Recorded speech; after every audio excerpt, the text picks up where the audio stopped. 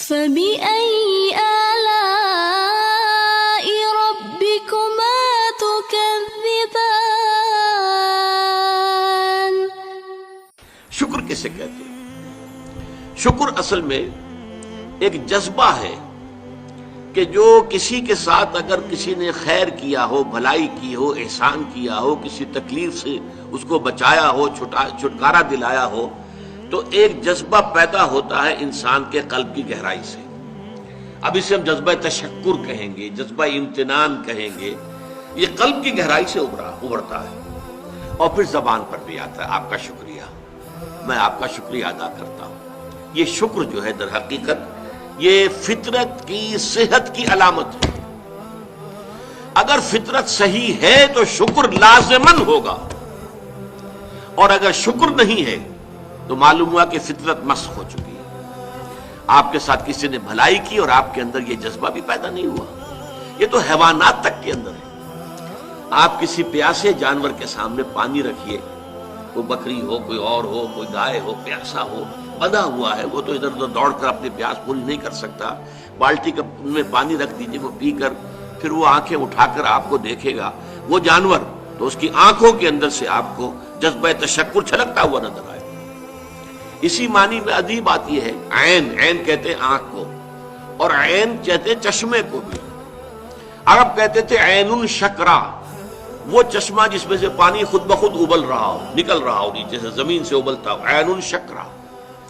اور دابۃ شکور کہتے تھے ایسے حیوان کو، آپ کے ہاں کو گائے ہے، بھینس سے بندھی ہوئی ہے، آپ اس کی ٹہل سیوا کر رہے ہیں، اچھی خوراک دے رہے ہیں، غذا دے رہے ہیں، نہلاتے بھی ہیں گائے بھینس کو، تو پھر اس کا ظہور اس کے بدن پر ہونا چاہیے، اس پہ فربہی آنی چاہیے، تو اس کو کہیں گے دابۃ شکور۔ یہ شکر گزار جانور ہے کہ اس کے ساتھ جو بھلائی ہو رہی ہے، جو خیر ہو رہا ہے، اس کے نتائج اس پر ظاہر ہو رہے ہیں۔ تو یہ فطرت کی در حقیقت صحت کی علامت ہے۔ پرانی کہانی آپ نے بھی بچپن میں پڑھی ہوگی کہ ایک غلام کہیں بھاگا ہوا تھا اور اسے راستے میں ایک جگہ اس نے دیکھا ایک شیر پڑا ہوا کراہ رہا ہے، اور اس کو شدید تکلیف سے اس کے پاؤں میں ایک کانٹا چبھا ہوا تھا۔ ظاہر بات ہے شیر نہیں نکال سکتا تھا اس کو، اس غلام نے اس کا کانٹا نکال دیا۔ اس شیر نے صرف اسے سونگھا اور چلا گیا۔ اس کے بعد وہ غلام پکڑا گیا، اور جیسے کہ ہوتا تھا رومن اور گریک دور میں کہ بھاگا ہوا غلام جب پکڑا جاتا تھا تو پھر شیروں سے پھڑواتے تھے اس کو۔ ان کے جو بڑے وہ ہوتے تھے، یہ اسٹیڈیمز بنے ہوئے ہوتے تھے، اس میں آ کر جو ہے اس غلام کو چھوڑ دیا، اور پھر بھوکا شیر جو ہے وہ پنجرے میں سے نکالا تاکہ وہ اس کو بھموڑے اور ختم کرے۔ تو اس نوجوان کو، اس غلام کو بھی پھینکا گیا۔ اس کے بعد جو شیر کا پنجرا کھولا تو شیر آیا، اس نے سونگا اور اس کو چھوڑ کر علیحدہ بیٹھ گیا۔ لوگ حیران ہوئے، معلوم ہے یہ وہی شیر تھا کہ جس کے پاؤں سے کانٹا نکالا تھا اس غلام نے، جبکہ وہ بھاگا پھر رہا تھا، چھپتا پھر رہا تھا جنگلوں میں۔